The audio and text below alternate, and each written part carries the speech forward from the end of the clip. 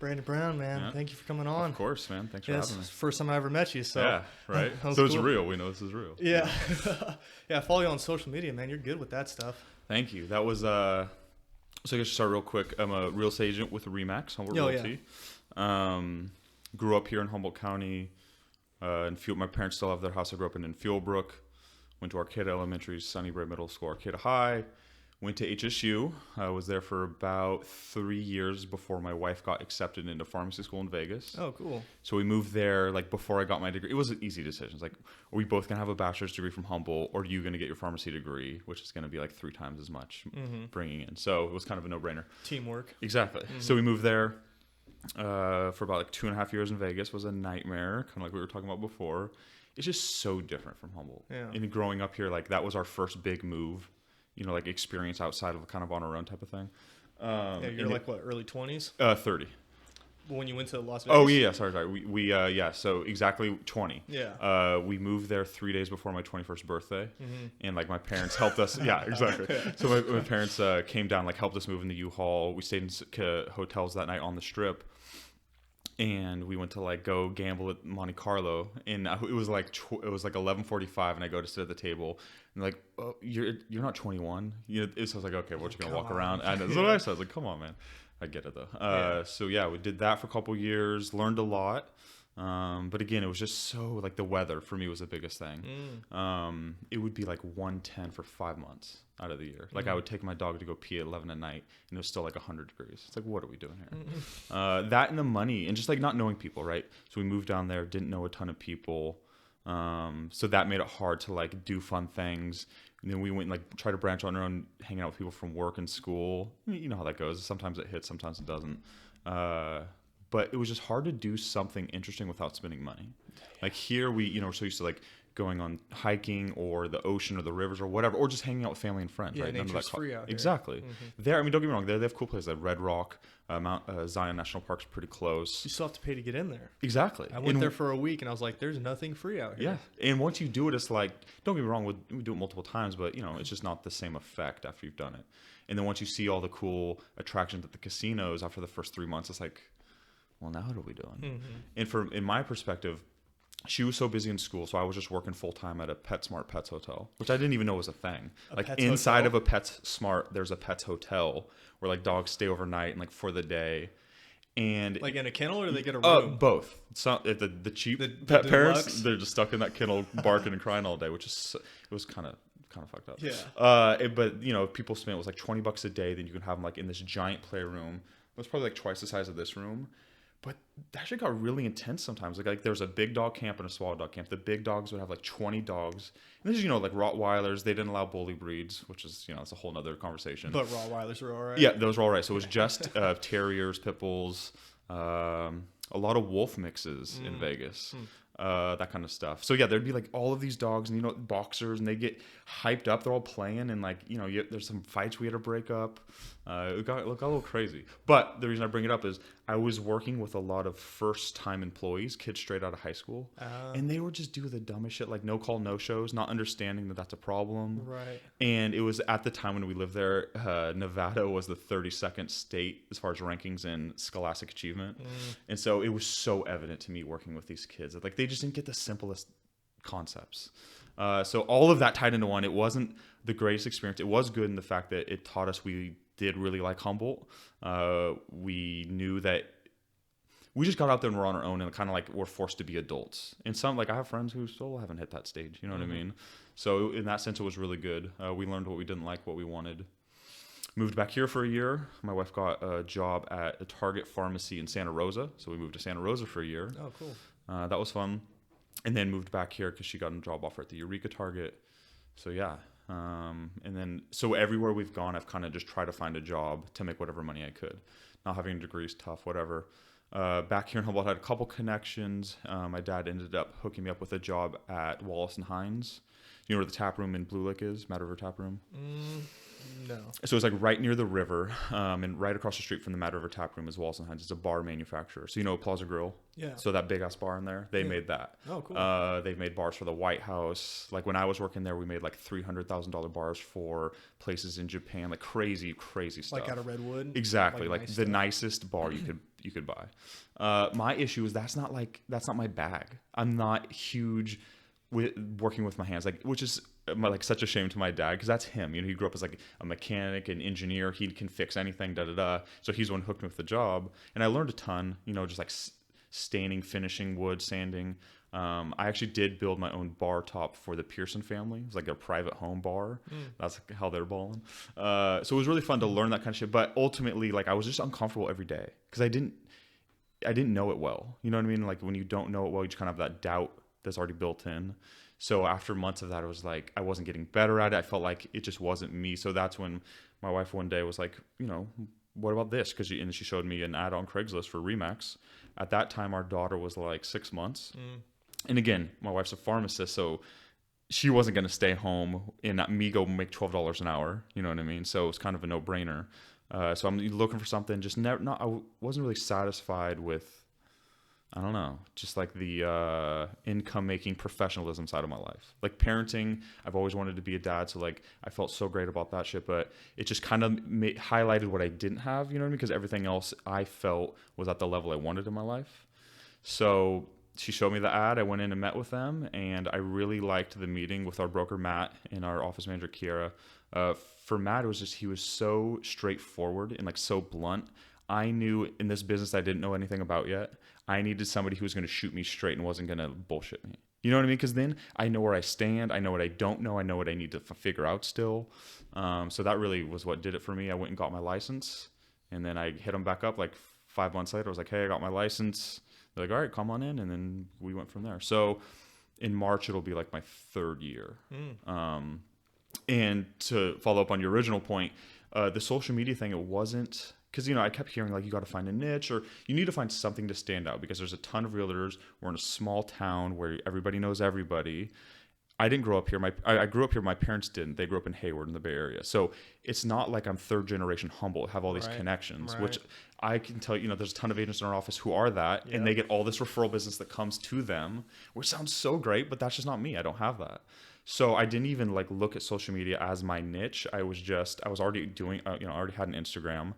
I didn't have a Facebook because I was just so sick of, you know, Facebook BS. So I actually got a new Facebook once I just felt like I kind of had to have one. But yeah, and then it kind of took off, and then I wasn't specifically, you know, like trying to do, I didn't have a game plan. I wasn't like, I got to do these posts these times. It just kind of naturally became that. And then I started looking into other, like, whatever you want to call it, Instagram professionals who made their money through Instagram teaching or coaching or whatever it was. I found a couple of good real estate ones on there, picked their brain about stuff, and then kind of tried to form some sort of strategy around it, which is tough to stick to, being a parent and, you know, professional. Like, ultimately, that's not the biggest source of your income, you know, at least for me right now. So I don't want to spend too much time on it because I feel like it's kind of a waste. You know what I mean?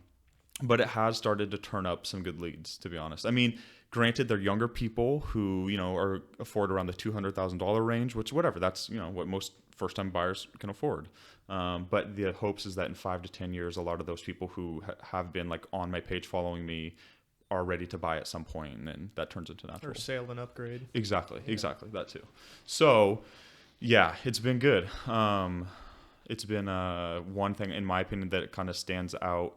I've had, and it wasn't like I was like, oh, my Instagram game is so good. I didn't even consider that until I started getting people reaching out, kind of like, oh, hey, I like how you did this. Like, where did you see this? Or can I get a tip or a trick? That kind of thing. And then locally, I've had like 4 or 5 agents from other brokerages asked to like get lunch to talk about certain aspects of it. And that's when I really was like, okay, maybe I do know what I'm doing on this thing. But like, until you get that validation, how do you know? Right. You know what I mean? Yeah, that's how I hit you up. I saw you and I was like, oh man, he's shit hot on this. I got to figure out how he's doing it. Exactly. And so that, I mean, in part, and thank you, because that's like a confidence boost, you know, because there's so much doubt in life, period, but especially when you're doing a new profession like this, especially real estate where you're out on your own, it's all on you, which again, I mean, you told me, but that's kind of why I chose is I didn't want a boss breathing down my neck. I kind of wanted to have the freedom, you know, with taking care of my kids and be able to make money, which is hard in Humboldt. I mean, I think the average median household income is like $42,000, which is crazy for the whole house. I mean, I think that, you know, if you calculate those numbers out, it's around a $200,000 house, which, you know, it's Humboldt. So It's tough. It's tough how you look at it. I mean, some people say, well, it's a California coast, so of course it's going to be high prices. But then other people who will like, I'd say like at least 5 clients who they drive up either from LA or the Bay, and once you leave the Bay and you drive up, you're kind of like, wow, there's nothing out here. You know, until you get to Humboldt, there's not a ton. So in my opinion, they're looking exactly, and they're looking at it like, oh, this is just another shitty area like the ones I just drove through. So they don't like understand the value of certain things. I've run into that issue a couple of times. And one that I've had, and I've talked to some people at HSU about this, is where I've had like 3 families who came to bring their kid up to Humboldt State, right, for HOP orientation, whatever.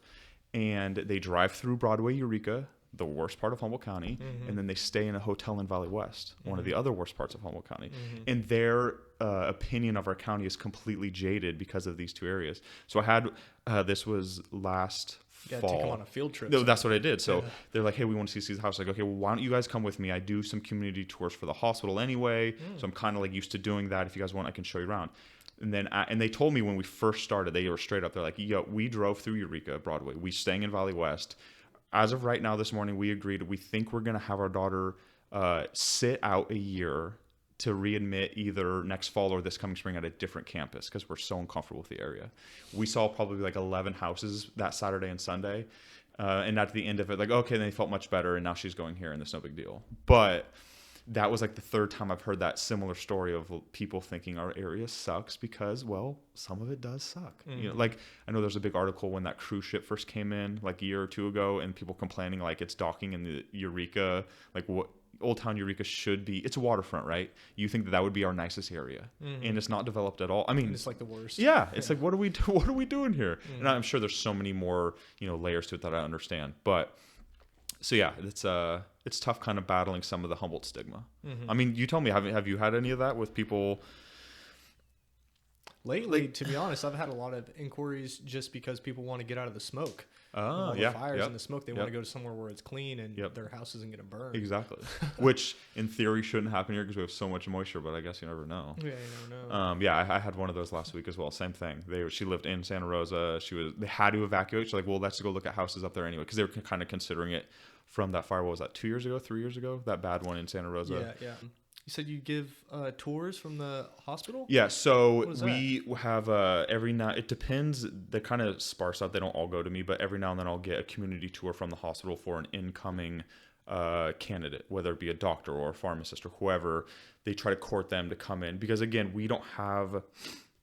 From what I've read, basically, if you don't have the education in your area for healthcare, then those professionals don't remain. Does that make sense? I'm kind of butchering it. But basically, if, like, say, like we used to have the nursing program, right? So that, in theory, if you have that locally, then a lot of those people who go to that school locally, they practice in that area. They remain there. Right. But we don't have that for any healthcare here. Right. So who's going to come up Exactly. Here? So the hospital has to really go out of the way to try to wine and dine people to, like, come here. And there's been, like, 3 or 4 where... So they usually stay at, like, the Carter House. I'll pick them up there. And I try to, like, avoid 101, but I can't, because I need to show them the area. Yeah. And I'll have where we'll drive. I had 2 different ones where they were younger. One was a guy, one was a girl. I would say probably, early 30s, mid 30s.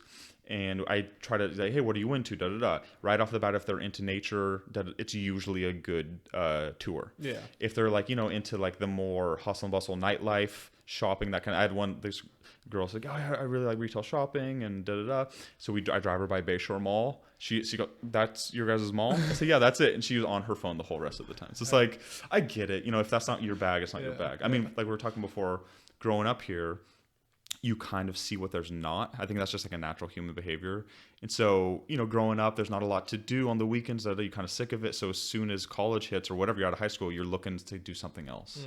So it just depends. It's really good for some people, others not. Yeah. Like our family, we go hiking like once a week. Growing up in Fieldbrook in the forest is probably why for me. But yeah, it's definitely a hit and miss. Yeah. So that culture shock of going to Vegas, like you notice when you leave the area, you're like, wow, there was something that I had that now I don't. Big time. Like I didn't even understand that I really don't like hot weather, because we'd always go on vacation. I was like, well, this is a nice reprieve of having warm weather to actually relax in. But when you're living in 100 degrees every day for 6 months, it's like, you can't always be by the No, it was terrible. Like, just like little shit, like unloading our car full of groceries because we lived on a second story apartment. So balls. so I'm taking bags of groceries up the stairs and I'm covered in sweat. It's like, man, this is getting really old. So like little shit like that. And how would you know that until you did it? You know what I mean? If someone's like, oh, how was Vegas? They're typically not be like, oh, I got all sweaty all the time. It's like, yeah, right. Well, thanks, man.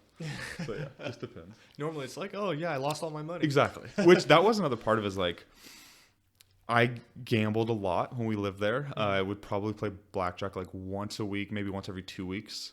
But nothing crazy. Like my brother would come to town and he'd be like, hey, let's hit the casino before we even got home. It was like shit like that. Or really what is like somebody like, hey, I'm coming to town. Let's go. I'm like, okay, cool. Sounds good. We'll meet them out. But the thing that they don't realize is that's their Vegas trip for the year. So they've been saving whatever for this trip.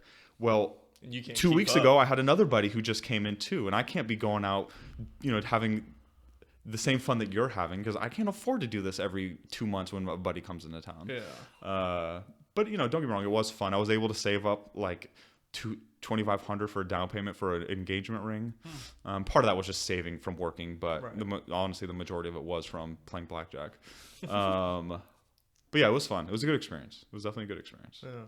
Now that you're back here, you feel you're just going to settle for the long term? I think so. If I'm being honest, I think we would probably move away once the kids are out of the house. Oh yeah. Once they're into college, that type of thing. Just because we've lived experience. We've lived here forever.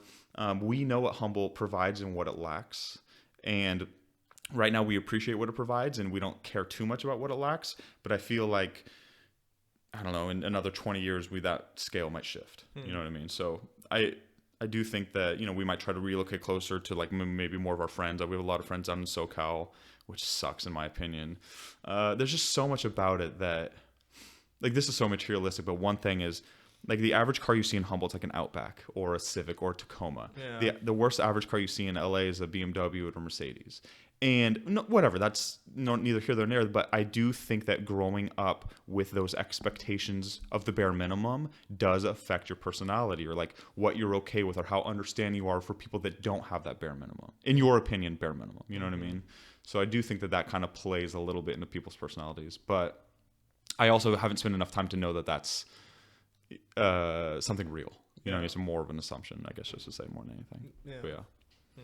And how many kids you got now? How old 2. Daughter is 4, and our son just turned 2. And it's been fun. It's been really fun. My parents still, again, live in Fieldbrook, so they've been a huge help. I'll drop them off there like every Wednesday today. My dad watches our son Luke, and then my mom will pick up our daughter Olivia from school. So like I have the whole day to work on Wednesdays, and then my wife is off on the weekends, so then I can work all day weekends, which kind of sucks because we're kind of seeing each other in passing some of the times.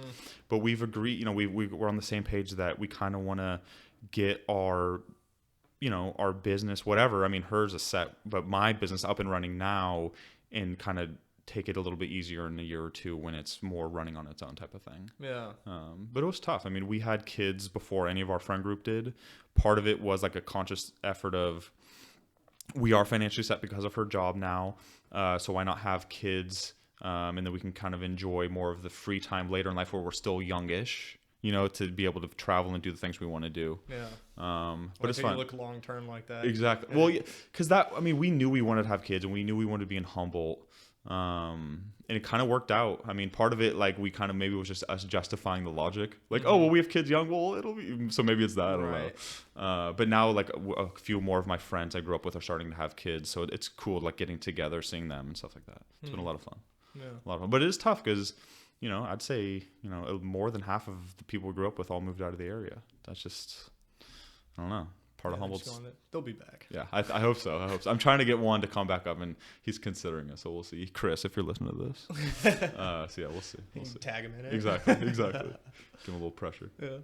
So then when you got into real estate, like it just kind of was able to give you that freedom of being able to grind when you need to grind. Exactly. And that was, again, the biggest You were motivation. Never exposed to real estate before never. Vegas? No, not at all. Not at all. But you knew what a realtor was. Exactly, but I didn't have a family member, no friends, nothing. My only, exposure to real estate was really like TV and media. right? And they're always portrayed as the sleazy car salesman guy who's like out to like screw you, get your money, da da da. So like my initial thought was like, oh, I don't know about this. But then after looking into it, after the meeting with my broker and everything, I was like, there's a lot of things that could work out. And so we took a shot, and it's been pretty good. I didn't realize beforehand that, because I've always had a pretty easy time talking to people. And then I didn't realize that was a thing until I had a couple people tell me that in college. But that wasn't even at the front of my mind. But after starting real estate, then I thought back like, oh, well, duh, this could have worked out. Like, that's something that comes fairly easy to me. And then the other precursor that I noticed was I worked for Pace Chem Dry. It's a carpet cleaning company in Eureka. And we would go clean houses, and I was always super interested in just seeing somebody's house, which sounds kind of creepy.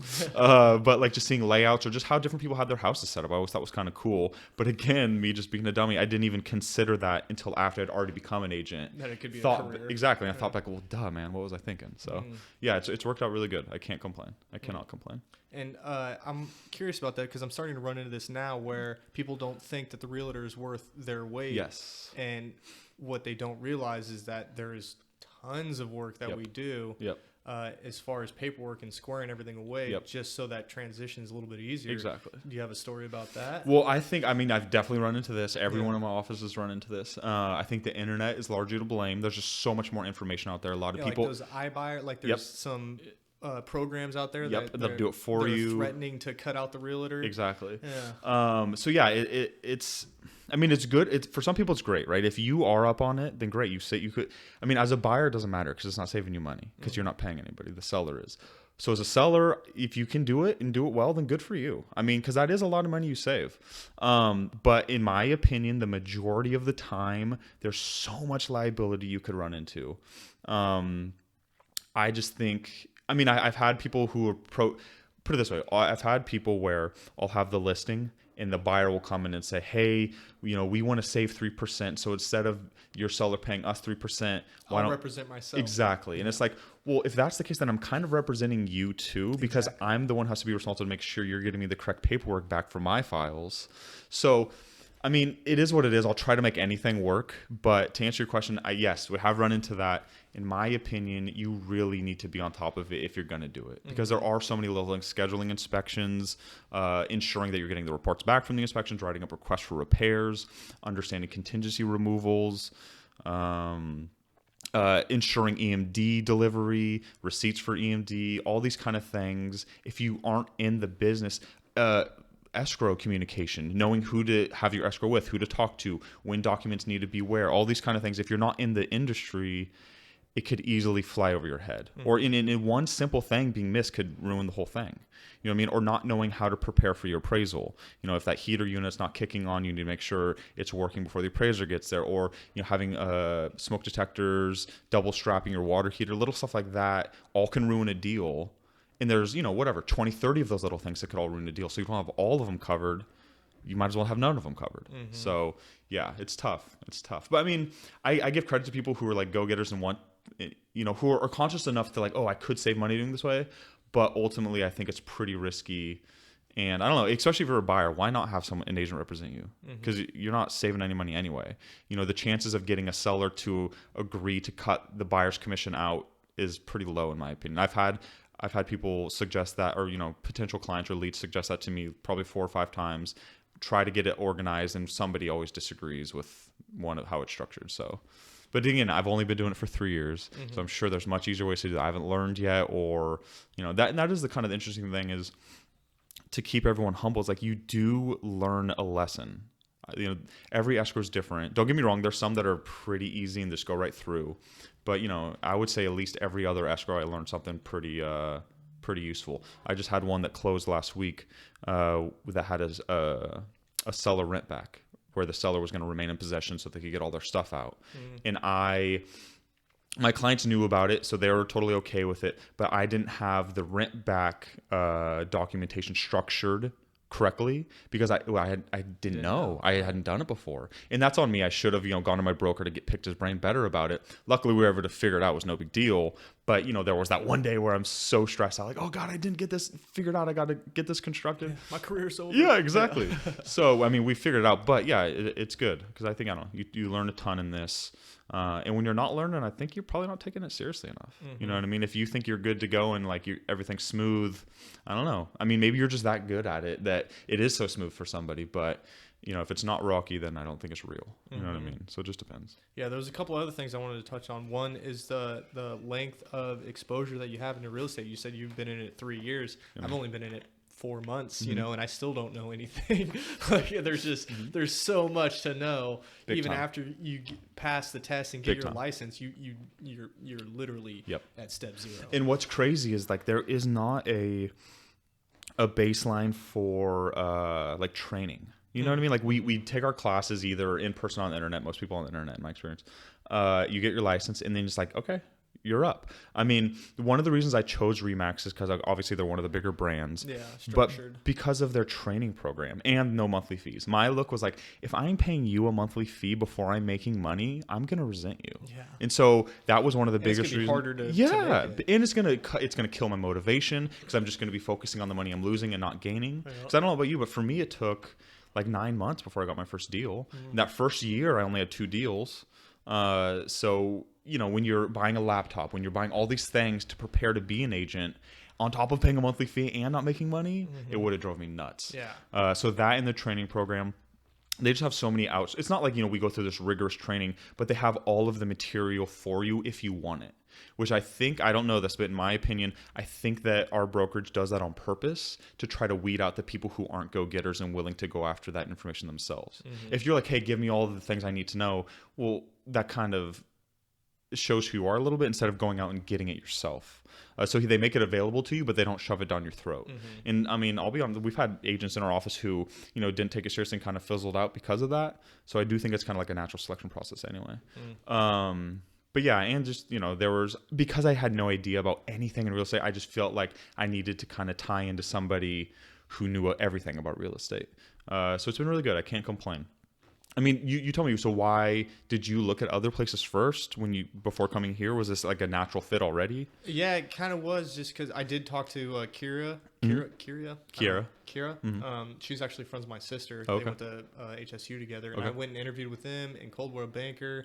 And just the fact that they did charge a desk fee, like Mean Tree, they charge a desk fee. And I was like, that is not what I'm after. Like I am, like I'm not going full tilt. I'm not doing 40 hours a week because I'm still fighting and I'm still going down that path. So I wanted a place that he was going to, be a good mentor, but also allow me the room to take things slow. Exactly. Without pushing that pressure of, hey, where are your numbers? Exactly. Yeah, I agree. Yeah. And so Daryl was a perfect fit for me. And the fact that it's in Arcata, I live right here. Exactly. So it worked out really well. Yeah, it's a great location too. If you guys don't know, it's right across from the co-op, right on the corner. Yeah. Looks like you got somebody coming in. I don't know if that's an issue or not. In the building? Yeah. Holy shit. Yeah. Business is a booming. Hold on. You want to pause? No, we do. Okay, we are back. Yeah, sorry about that. No, it's all good. gotta be professional. What were we talking about? So yeah, the experience required, and then the other thing that I want to talk about was like people's economic level. Like I think if they're more affluent and they've been doing more real estate transactions, they understand the importance of the realtor. Whereas in maybe a first time home buyer or someone that's they've had very limited exposure, if any. Exactly. They just don't understand. Exactly. You're so right. You don't know what you don't know. You know what I mean? And unfortunately, in my experience, the people who don't know often assume the most, which can be a huge problem. Right. And then you're spending all your time like convincing them. Exactly. When I was 10, my cousin Mario was he's 1 month younger than me. His older sister's 5 years older than us. So when, we would hang out every day when we were kids. So it was, we got introduced to a lot of things because of his older sister, like rap and da-da-da.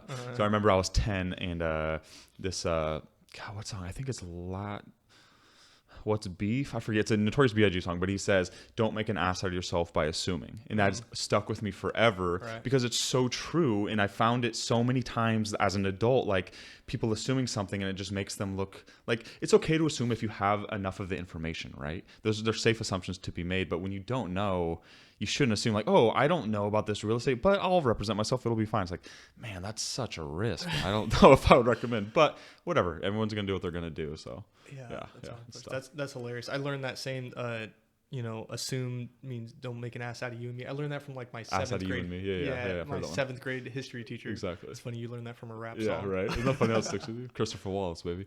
But yeah, I mean, it's been fun, dude. It's been really fun. It's been really fun not having a boss, making real money in Humboldt County. I mean, I was literally making $12 an hour, working 20 hours a week. It's nothing. Yeah. I mean, I shouldn't say that. A lot of people, that's what they work. I don't want to shit on anybody. Right. But for the aspirations that my wife and I had with 2 kids, it was, yes, like you just said, it made it very uncomfortable.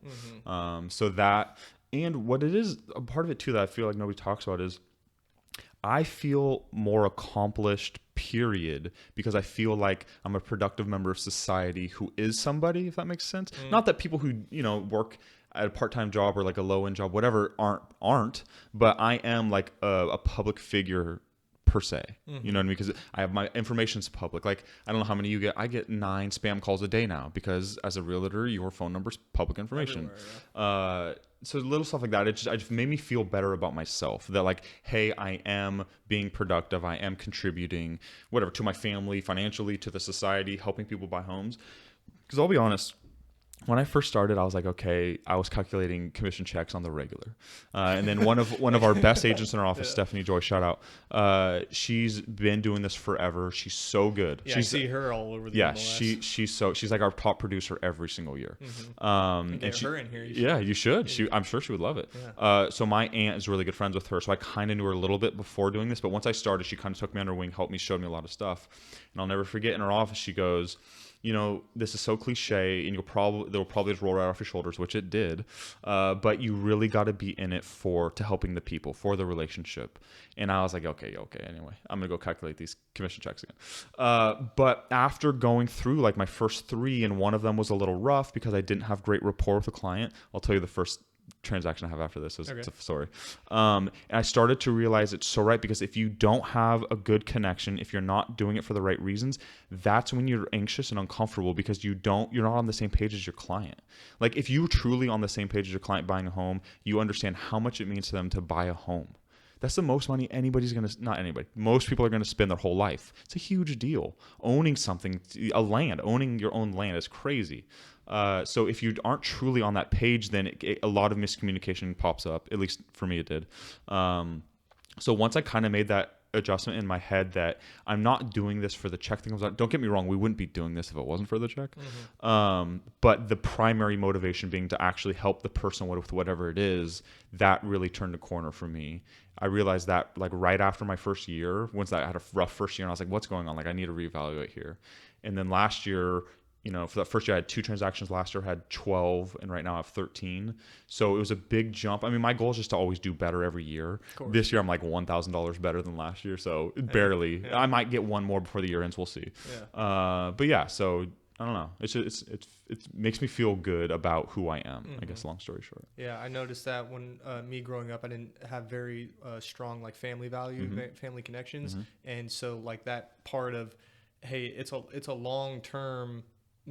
It's a long-term connection that you're going to have with this buyer or this seller. Exactly. And to be able to constantly follow up, but not just that you're there for their money, but that you're there to ensure that they're happy with what they did, and when they sell, that they're going to be in a better position than when they got in. Yeah, because it's so right, because there's so many different caveats during the process where things shit hits the fan, and they look at you and they're like, what's going on? Exactly. You're like, I'll figure it out. Which is like, it's such another cliche in real estate, but like managing the expectations is the biggest deal in my opinion. Because if you're like you just said, like when something pops up out of nowhere, that is very stressful, especially again when you're doing this process that most people are like searching their whole lives for, to own their own home. And so when stuff pops up in the middle of that, if you haven't at least given them warning, hey, this appraisal come in, it might come in low. If it comes in low, then they either got to sell it low or they're going to cancel and hope for another cash offer. So just little stuff like that, like letting them know what could happen, what could be in the dark, I think makes a huge difference. Because I've been burned by my own ethic before because of that, of not ethic's not the right word, of just not explaining the process well enough. So when things did pop up and surprise them, they looked at me as like not having the necessary information to give them, which is tough. Like, and that again is another reason why I appreciate real estate is it forces you to humble yourself when you screw up. And if you don't screw up, then I don't know who you are, but because I mean, I still make mistakes, you know what I mean? Everybody does. But as long as you're trying to learn from them and avoiding them in the future, I think that's all that really matters. Yeah. I like that you touched on the fact that you're a part of the community as well, because that I'm more motivated to be like a part of Rotary or the Chamber or anything like that, and actually help the community grow. Exactly. Like I don't Tex Keith. I'm having him in tomorrow. Perfect. So me and him got together maybe a year ago. It was started through social media, just seeing that he was a local, somebody trying to do something, which I hate to say it, but it's kind of rare here. So we went back and forth social media. Legitimately, too. No, it is. It is. Yeah. It's fucked up. And so we ended up meeting up, just discussing some like social media tactics for real estate. Oh, cool. We kept in touch back and forth, and then my mom is the manager of catering at HSU. So she used to be the manager of the J, the Jolly Giant Commons, and then now she's in catering. So she's in dining services. They were looking for someone to come in and give a customer service seminar, just like how to have customer. A lot of again, college students, a lot of first-time employees, they don't understand the first thing about customer service, like not to have a private conversation when the customer's in front of you, little shit like that. Yeah. So I turned my mom on to Keith. I said, hey, like I showed him his website, like, hey, this is all the stuff he's done in the past. These are all of the successes he's had. They met, it clicked, and they hired him to do the seminar for them. So just to follow your point, anytime I've tried to like infuse whatever I could back into Humboldt, because again, there's just not a ton of people doing that, which sucks. So yeah, little stuff like that. I'm trying to get a sponsorship with Arcata High Athletics, just because I went to Arcata High. Gazzetti, if you hear this, hit me back. So little stuff like that, or like I went to high school with Cass, and I'm sure you know Cass. And before they already got another. Get him in here too. Oh yeah, Cass, get in here, man. Before, because he already. I was talking to him about I wanted to throw a sponsorship his way, but my commission checks weren't viable. Yes, thank you. So I was like, hey man, like I really want to do this, but like I can't right now, but I would love to in the future. But by the time I was ready to do it, he already had another real estate agency sponsor him, and I just didn't think it was a great look to have two agencies. It didn't really make sense. But just stuff like that where I would love. I don't know. I just feel like all of the successful people in Humboldt are an older generation. Don't get me wrong. There's some spread out everywhere, but the ones that I guess what I'm saying is the ones that I see, and I don't see it all, the ones that I see putting back into the community are typically an older generation. And so I feel like it's kind of on some of us to start doing that for a younger generation. So yeah, that's why I brought, which I'm sure the Tex one will be great. He has so many different things he's into, so I'm sure that'll be good. But yeah, man. Oh, so sorry, before I forget, the first transaction I ever had. So it was just an internet lead, right? Nothing personal. I didn't have great rapport. It was a grandma and a grandpa buying a house for their granddaughter, who was our age. She had a kid. And we look at a bunch of places. We find a place, and we're in escrow. We get our offer accepted. We get our inspections back.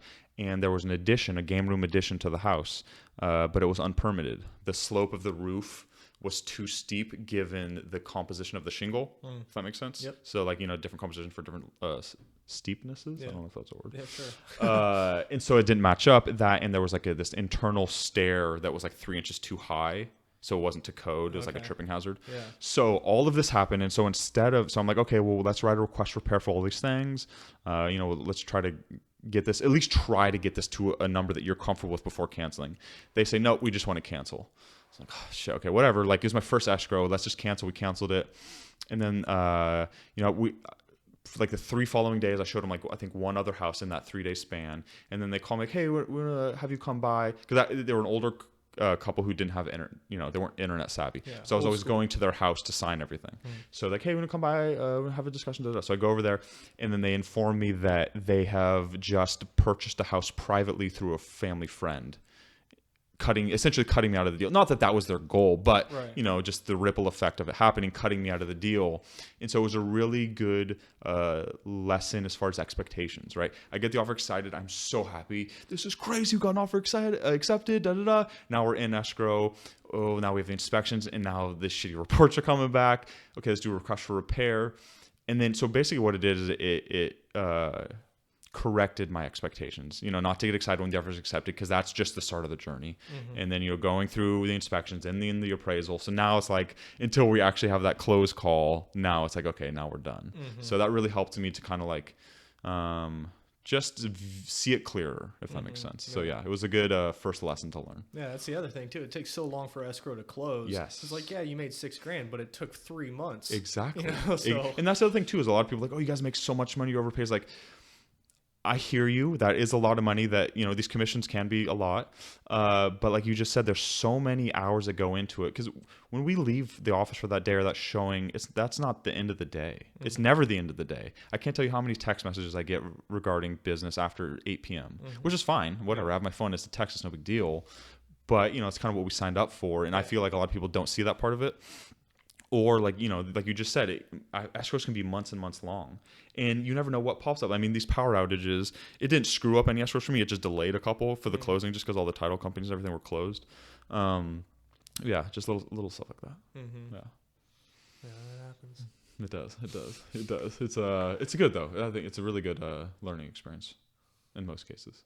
But yeah. And the other thing I wanted to ask you, because I was curious, it only takes 2 years to get a broker's license, to get that next step. And I was thinking, I was like, all these realtors that don't, you know, they wait until they want to open up their own branch or what have you before they get a broker's license. Like, why are you wanting to get a broker's license here that's soon? funny you said that, because I have a couple agents in our office who are getting their broker's license. One of my good buddies, Weston, is he's in, you know, taking the courses right now. But it's not because they necessarily want to start their own. They just kind of broker associate. Exactly, or just have the flexibility later in life if an opportunity does come up. But no, to answer your question, I haven't considered that. I think just because I'm just trying to focus on like getting my real estate agency shit together. You know, once I have that streamlined, and part of it too, to be honest, is like going out on your own. There's so much liability and overhead with that kind of shit. I don't know if I want to jump into that deep end, but like I get it. It makes sense. I just thought it'd look better on the business card. Oh, of course, big time. But you're right. I mean, to get the brokerage and still stay and not be, you know, the broker owner, that is, you're right. Because I do think that comes across a lot better to clients who maybe don't know as much about the inner workings of real estate. Or even if they do know, then they understand that, you know, that it took that much more effort to get that, you know, designation. So yeah, it makes sense. Yeah, a lot of people don't even know what a realtor is. And then when you're like, oh, I'm just a sales associate, they're like, what is that? Exactly. You're like, I'm still a realtor. Yeah, exactly. Yeah. And that is, I mean, I didn't even understand that after my wife and I bought our house. It wasn't until like 2 years later when I became an agent that I actually understood how the hell this thing worked, which is no shade at the agent that we use. I mean, it was all good. We had a perfectly fine transaction. We were happy with it. We just didn't realize how much we didn't know, or me. I mean, obviously, because, you know, once I learned all this stuff. Yeah. But yeah. Sorry, I forgot the main point I was going to make there. You don't know what you don't know. Exactly. Yeah. You don't know what you don't know. Exactly. Yeah. That's funny. So if you don't mind me asking, so for MMA, is jiu-jitsu? Yeah. Okay. Is that your primary focus? Is there like another, what do you call it? Like not style, what's the word? Well, now it's kind of like your background or your upbringing or your preferred method. So could you usually start with one particular method, and then as you become more successful or whatever, then you kind of bring in other... Everything starts to blend. That makes sense. Yeah. So was jiu-jitsu your primary? Yeah. So I didn't do any formal training. In high school, I learned how to do like triangles and arm bars, just watching like wrestling class? Like I wrestled it. Okay. Yeah. I wrestled in middle school. Okay. And then when I got in the Army, I started doing combatives. And so that was pretty much jiu-jitsu, like basic level jiu-jitsu. And then once I got out, I've always had the itch to fight. But when I was in the Army, you know, I just couldn't. And then I got out and I was like, well, what the hell do you really want to do? Yeah. I was like, and you know, that old question of like finding happiness and pursuit. It's like, well, what would you do if you didn't, you know, if money wasn't a thing? It's like, well, I'd be an athlete. Like I always wanted to do that and fight. And so I went down that, and then real estate. I've wanted to be a realtor since I was young too. But so what was it for you that turned on the real estate light bulb? I forget exactly what it was, but I learned early on when I was like 18 or 19 that like generational wealth is only passed through real estate. You know, business a little bit, you know, there can be a legacy of a business, but it's ultimately it's real estate. And I was going to say the most like financially prominent families that I knew kind of growing up with their kids all had a ton of real estate. I mean, again, I'm not saying every, you know, well-to-do family in Humboldt has real estate, but in my small sliver of experience in life, all the families that I grew up with that were the rich families or whatever you want to say, all had rentals, whatever it was. So I totally hear you. Yeah. And so when I was 19 or 20, I looked into being a realtor and talked to my friends, and everyone just, you know, shot me down. And like, of course, I didn't have like the self-esteem to be like, well, fuck it, I'm going to do it anyways. Until after I got out of the Army, you know, I was a grown ass man. I was like, you know what? I'm just going to do it anyways. And do you think part of it was the confidence gained from doing crazy shit like being in the Army? Like, didn't you, correct me if I'm wrong, but like, I feel like that would give you so much more confidence just in yourself in any aspect, right? Because you've been through so much hard shit and did so much shit that other people aren't even willing to consider. Yeah, you do. I mean, you grow up in a lot of ways, but there's still, you know, just because you go through the military doesn't mean you built that self-esteem. Like a lot of, you know, a lot of people that go through the military breaks you down. So if you don't have that that ability to bounce back, like you might stay broken, and that's where you're going to see a lot of these vets. So was that your experience where you see people, it's either one or the other? Is there an in between there where like it kind of breaks you, but it kind of gives you confidence?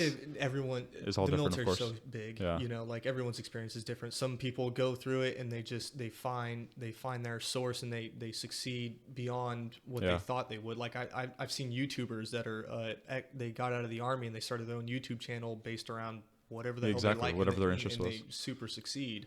And then other people that get out of the Army and they just badmouth it. They still have that negative connotation around it, and they just they don't have that optimistic, you know, route. When they start to go down. Which is kind of like everything in life, right? It depends like your perspective on the event. Yeah. So now that after I got out, I was like, okay, you know, that old question, what would you do if money wasn't an issue? I was like, well, I'd do this, but in reality, money is an issue. So I'm going to do both. So I'm going to fight, and then until I can't fight anymore. And then real estate, I actually love real estate, and that'll be a long term. That's awesome. That's awesome. It's cool because you're having your cake and eat it too. You know? And I don't know, but I don't personally know a ton of people that are doing that. You know, most people, like you just said, have to sacrifice one or the other.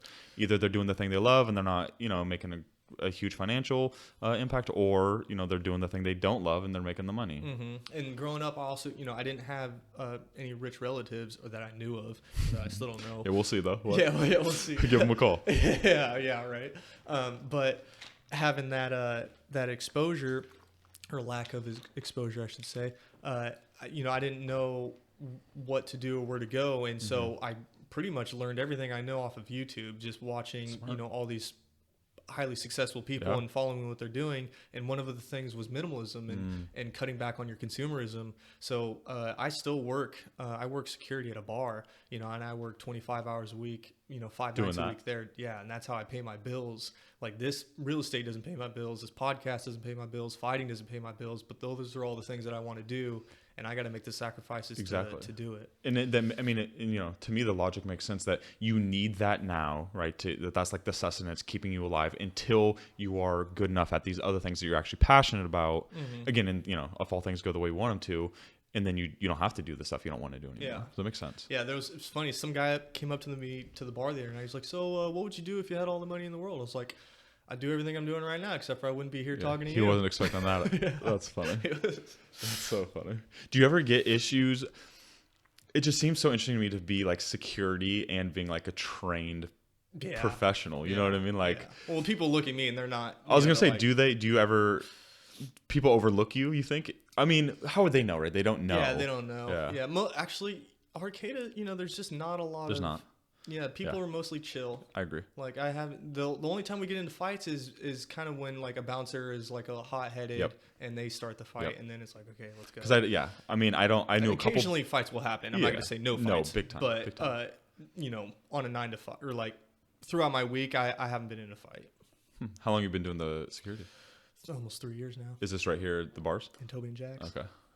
Yeah, those bars, huh? Yeah, sidelines is the worst. Yeah. As soon as I got in Toby Jackson, I was like, I'm never. I'm staying here. I don't have to be on my toes the whole time. I mean, it makes sense. That's where all the kids are, and if you're drinking, you're drinking. So shit's gonna pop off. Yeah, for sure. But yeah, I've always been interested, kind of like we were talking before. I was never a direct fan of MMA, UFC, whatever you're. Tap out. That was it. Of course, we couldn't think of that before. But it's been interesting to me because it's so foreign to me. I've never been in a fight. I've never even had in 6th grade I almost got in a fight. But it's not because it was something I didn't seek or seeked out. It just never happened. It was never. I played sports. I had a pretty good friend group. We almost got in a fight last night at our intramural basketball game. But it's just it's typical sports competition leading into whatever, people getting pissed that they're losing type of thing. So I've always been really interested in that. Like you just said, you knew you wanted to fight, I think is what you said. How? Why? Because you had been in a fight before and you gained confidence from fighting well? No, actually, just the competition? I mean, it's most stories with that I hear from other pro fighters. It's the same thing. When we grow up, we watch Bruce Lee or we watch Chuck Norris. That makes sense. But way back in I remember watching Walker Texas Ranger and him just roundhousing everybody the whole episode. And I just jump behind the couch, start throwing kicks. That's funny. And then I went into a Blockbuster when I was really young and saw Chuck Liddell on a DVD case, and that was the first time I ever saw it, and I was like, that's awesome. And then growing up, it was another thing. It's like, oh, you can't be a cage fighter. They're tough and this and that. And I was like, oh, okay. Yeah. And then not until I was 26, 26 or 27, I had my first fight. And so that's crazy. Yeah. So what pushed it over the edge for you to be like, all right, I'm doing this? That thing when I got out of the Army, I was like, because the Army's so structured, they tell you everything what to do every time. Where to be, when to be, and how to be. And so when you get out, you're just like, well, what am I going to do now? Exactly. Which is crazy. I mean, it's similar to a college experience, right? You're done with college. It's like, well, shit, now what? Everything has been so structured every day for the past however long, and now nothing is structured, and it's all wide open. Yeah. So yeah. And then the same thing, just like the Humboldt to Vegas thing, is like there's things that you miss and things that you don't miss. So like in the military life, you don't see people, around Arcata just shooting up drugs right here on the corner right outside a house. Like in the military, it's very, very different. But with that, it's you're being told what to do every second of every day. Whereas out here, you have the freedom to do whatever you want. Which some people, I bet, miss or appreciate, depending on your personality. Yeah, because I've always... my dad has a black belt in Wing Chun. Oh, cool. And so I grew up watching a lot of Bruce Lee movies, like every Jackie Chan movie ever made. Yep. So I've always been interested. It just wasn't it wasn't me directly, you know what I mean? Part of it, don't get me wrong, I was scared. I had no confidence. I've always been super skinny. I remember my sophomore year in high school, I spent literally went to health sport 4 days a week for the whole year, just trying to put on muscle. And it just didn't matter. My metabolism was way too fast. I couldn't put muscle on. So I've always not had a lot of confidence in that aspect. So I'm guaranteed that's probably part of it. I just didn't even get involved in a situation where that could be an outcome, which I do kind of regret, to be honest. I think it's kind of whack that I've never been in a fight. You know what I mean? Not that I want to get in a fight. Right. Just I feel like that's a life experience. I don't know. Maybe I won't have now. I mean, I'm 30. I don't know a ton of people getting in fights over the age of 30. I mean, don't get me wrong, it happens, but so yeah, I've always been really curious about that because it's such a foreign idea to me. It doesn't, when I'm like, oh yeah, I want to get in a fight. That's not a thought I've ever had. You know what I mean? And not the saying that you want to get in a fight, but you weren't scared at all. Obviously, you're seeking it out. You know what I mean? So I've just always been curious about that mentality. Yeah, it's very different though from an MMA fight and a bar fight. Big time. I just feel like there's a large chunk of risk taken out because it's regulated, because people are there to ensure that when it's over, it's over. Because I mean, I'm sure you've either seen it in real life or all the internet videos of people still getting hit when they're down. It's that shit makes me cringe. It's I don't know. Yeah. I feel like people don't really understand what can happen from those instances. I had my best friend. He had a family member. It was a graduation party, and it was his daughter. It was an older man, I think 60, something like that. And it was his daughter's high school graduation. And I think it was an ex-boyfriend of the daughter came, and it was a kind of an issue. And so they asked him to leave, and the guy just cold clocked the dad, fell back, hit his head on the pavement, and died. Shit like that. Yeah, exactly. I'm not saying you have to think of every outcome before you make an action, but something that, dude. That's possible. Yeah, he goes in jail for murder or whatever. Maybe it wasn't murder, whatever it was. But it's like, I don't know, man. It just scares me when people like just are impulsive and kind of just like, we'll see what happens after that. It's like, I don't know, man. It's so crazy. Yeah, that was the other thing too, is growing up, like the most well-respected people were like that badass, you know, like so Arnold Schwarzenegger, like all these people, and they were, you know, so I joined the army because I wanted to be a badass. I became a fighter because I wanted to be a badass, and so like in that mind, it's like, okay, and then now I look myself in the mirror, I'm like, I don't look anything like Arnold Schwarzenegger. I was gonna say, do you think that like internally, like, damn, I'm a bad? I mean, you kind of have to know you kind of are in the simple fact that you're fighting professionally, right? So at least to a degree you are, but like whether that's your mentality as you is a different story, I guess. But I still don't see that in the mirror. But when I like people at the bar come up like, dude, I saw your fight, man, you're badass. Or like if you watch tape, say right? That to me, I'm like, thank you. Yeah, man. exactly. Thank you. Exactly. Like, that's what I've been wanting someone to say that to me my whole life. Yeah, for real. That's so funny. Makes sense though. Makes a lot of sense. Yeah, I've so just growing up in Vegas, like not growing up, but living in Vegas, it was like that was my first real turn on to like the whole fight culture. And then a lot of my buddies love it. Like my buddy watches every single Saturday, and I'll try to pop over there when I can. It's a little harder with the kids and everything, but it's interesting. But for me, it was always I was never a boxing fan though. Boxing, which is weird, right? You'd think that they kind of correlate. Yeah, I mean, other than Tyson, but like that he's a anomaly. He's an anomaly. Yeah, boxing, even now, like, it's so boring to watch it. I'm just like, oh, God. Yeah, it's tough. It's tough. Which is saying something, given that, like, you're somewhat in that profession. I mean, it's not the same, but... Yeah, I like boxing. Like, sparring and stuff, that's way fun. I love boxing. But, like, watching it, it's like, you know, it's like watching golf. No, I hear you. I totally hear you. There's a lot of sports like that. Same thing. It's a lot more fun to play than to watch. Yeah, like soccer. Exactly. Yeah, I love playing soccer. Same thing. Yeah, I grew up playing pretty much all sports. In high school, it was just soccer and basketball. And then it's just so hard to get 22 people together to play soccer. So it's just a lot more like, I've really only played basketball now, which is last night we had an intramural game at HSU. We won. We're going to the championship next week. See you guys there. But I was going to ask you, so when you're doing like jiu-jitsu or whatever, do you get into the zone? Is that something you've been in? I'm sure you've heard of like being in the zone in sports. Is that something you've ever experienced? So what it's kind of like the moves slow down for you and you see the openings better, that type of thing? No, I think it's just that adrenaline rush that you get. It's a slight adrenaline rush. But the same thing happens like when you go for a run. Yeah. You know, you run a couple miles, then you're just kind of like in that mode. You just want to keep going. Yeah. So in the fight, it's that, and also I grew up playing chess, playing pool, so like very, very technical, strategic kind of games. I'm sure that helps a lot, right? Yeah, I love it. Just because like your pattern of thinking is already mapped that way, where you're thinking of strategy, like throwing this hook or whatever, I'm gonna have to do this after. And that's why MMA to me is just like the best sport that you. Because it's like all of it. It's insanity. The most intense version of like strategy with the biggest risk and reward, you know. That is crazy to think about. And I've been embarrassed in the cage and I've had victories in the cage, so it's a roller coaster. I was gonna ask about that because we talked about before, but like I've listened to a ton of podcasts, and Brennan Schaub, I've heard him say before how like you're fighting in your underwear in front of all these people. Like what else could be more not embarrassing, but like what's someone looking for? He's been knocked out cold. Exactly. So he's had that experience more than a lot of people.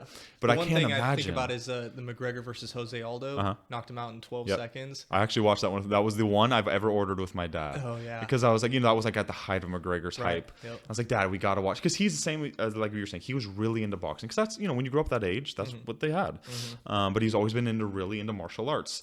But he's never like been technically proficient enough to like download a fight. You know what I mean?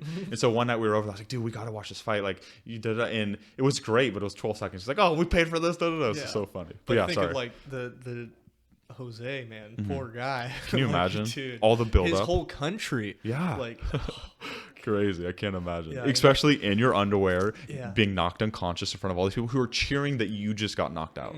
Like what? I don't know. Have you been knocked out?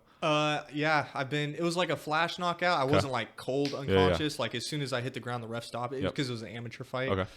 But yeah. What does that feel like? Like, is it like you don't see it coming? That's for sure. And afterwards, is it like hazy?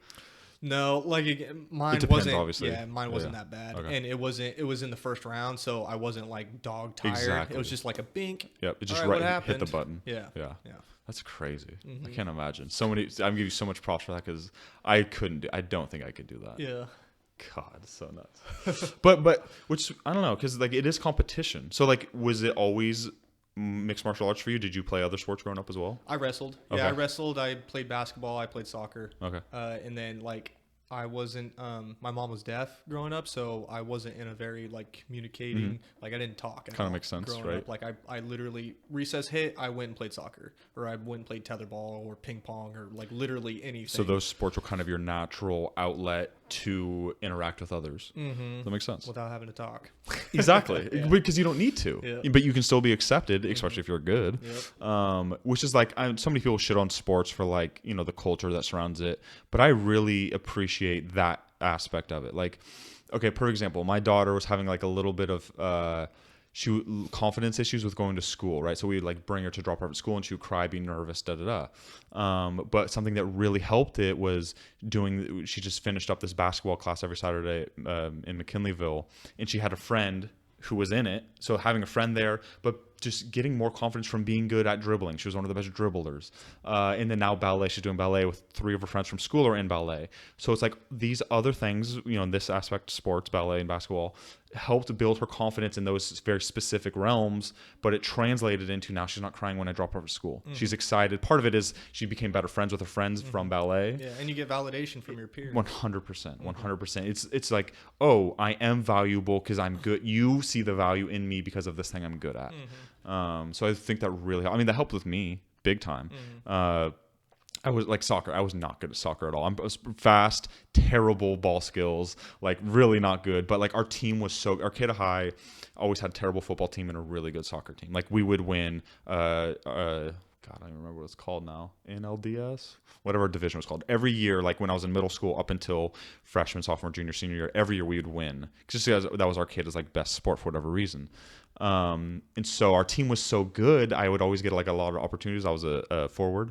So I got like a handful of goals, but simply because of how many shots I was able to get. Like I wasn't good at all, but it was so much fun. Exactly. But it was so much fun just because all my friends were on the team. That's really why I wanted to play. And so I was bringing up this point from what you said earlier of that situation is so unique. Once you're done playing high school sports, traveling to tournaments or whatever with your friends, there's so few opportunities like that ever again in life. You know, especially here in Humboldt where a lot of people move away. Most of my friends went to the Bay or Oregon or LA. So it's like, we don't get to have that time anymore. You're just hanging out, like shooting the shit, making fun of each other. Where like, that's all you did on those road trips. And it was so much fun. So yeah, I'm excited to, I mean, if my kids want to play sports, I can't wait to like live that selfishly through them again. You know what I mean? Yeah.